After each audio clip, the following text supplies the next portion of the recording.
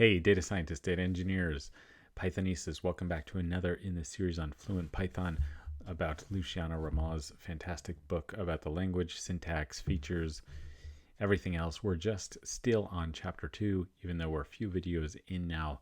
So let's continue in that vein with more on lists of lists. So let's dive in. Okay, folks, so just want to take a second here to say that if you are interested in data engineering, data science tutorials, building out some data projects, data products, hop over to growthtesttube.com. That's the kind of tutorial site that me and some other folks are building out to show you some tutorials, to dive into some fun projects, and maybe work together with you on some more of those projects. So more coming on growthtesttube.com. Okay, so back here, I'm in my editor, and I'm going to make a list of lists. I want to make a game board. So lists of lists, very common use pattern, at least in data science work. In my personal experience, in my professional life, I regularly use lists of lists, and you want to be careful about how you set these up. So let's make a game board. So we have a board here, which is essentially 3 rows of pieces of board. So if we wanted to, this is what it looks like when I print out the IPython console. But if I wanted to print that matrix, what I can do is iterate. So let's just go through it. So let's go through it. Just print matrix, which is what this is. And let's take a list of lists.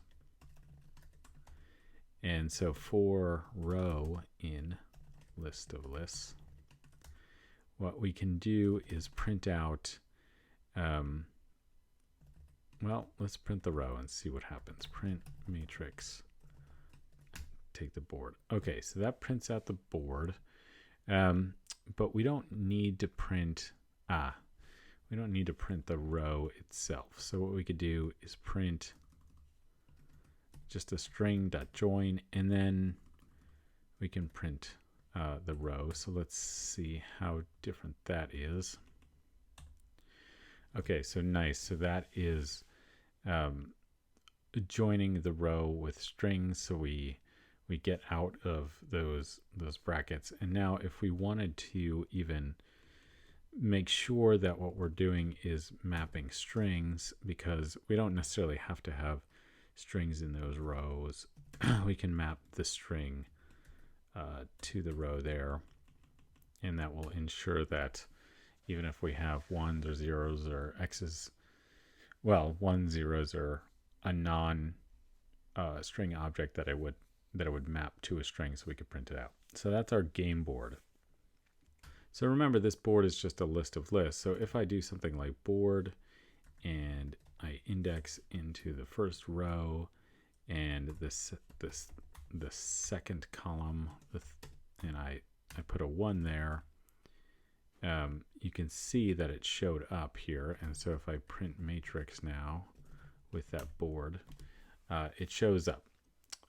But and so actually you can construct a game of tic-tac-toe with zeros or ones or whatever you want to do just by doing this. You can just go here, and then you can look at your board, which is that list of lists, or you can use that print matrix function that we just created to see what's going on. So very quickly, what you can do is start to make functions around these lists of lists. So I made this make a move function, which takes a board, which is your list of lists that we created, takes an icon, which is any icon that you want to use, and then a row and a column that you want to make a move from. So if I make a move using the board, and let's say I want to use X as the icon, and then 1 and 1, board is undefined because I spelled it wrong. You can see that I put that X there. Now let me reinstantiate board here because because it had ones and zeros in it. So I do this by saying for I in range 3. Okay, this is a gotcha. So I reinstantiated the board.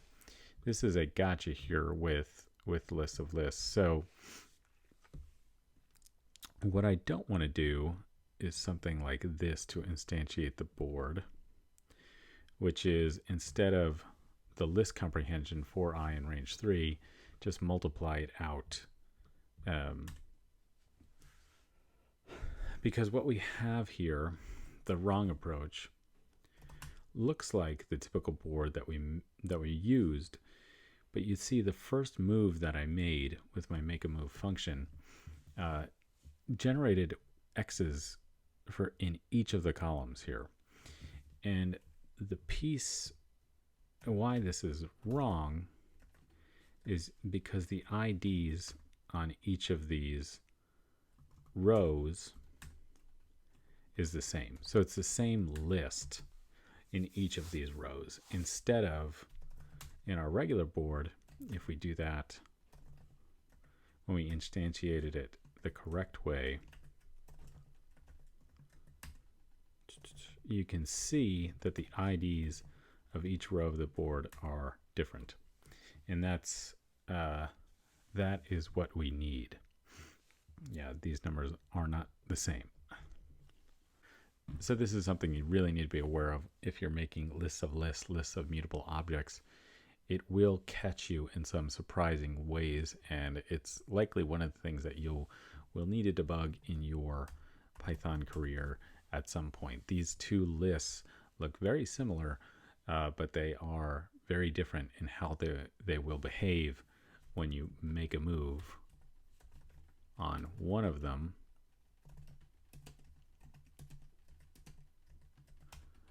versus when you make a move on the other. Okay, so you can see the differences here between these two boards. We're passing the board list of list mutable object around and mutating it in place, which is not a best practice here, but it's something to be aware of that you can do with Python and with lists of lists, which are pretty common and something that you will be interacting with in your career. So with that, I'll put the code. I have more code and more examples here that I will put down on the link below. Please like and subscribe. Let me know if these are useful to you, and we will dive into more Fluent Python in the next video.